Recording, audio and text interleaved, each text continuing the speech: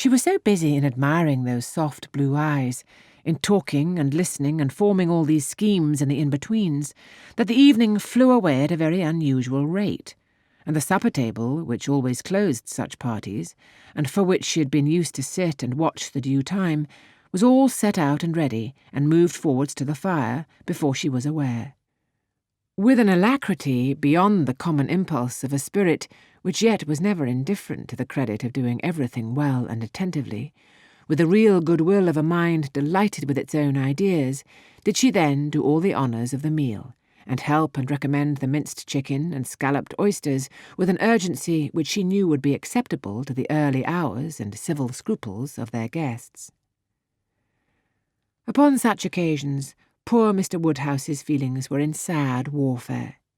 He loved to have the cloth laid, because it had been the fashion of his youth, but his conviction of suppers being very unwholesome made him rather sorry to see anything put on it, and while his hospitality would have welcomed his visitors to everything, his care for their health made him grieve that they would eat.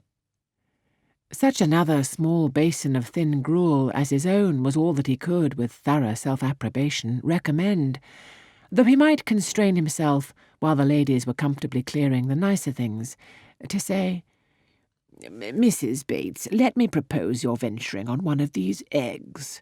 An egg boiled very soft is not unwholesome. Searle understands boiling an egg better than anybody. I would not recommend an egg boiled by anybody else, but you need not be afraid. They're very small, you see. One of our small eggs will not hurt you. Miss Bates, let Emma help you to a little bit of tart, a very little bit. Ours are all apple tarts. You need not be afraid of unwholesome preserves here. I do not advise the custard.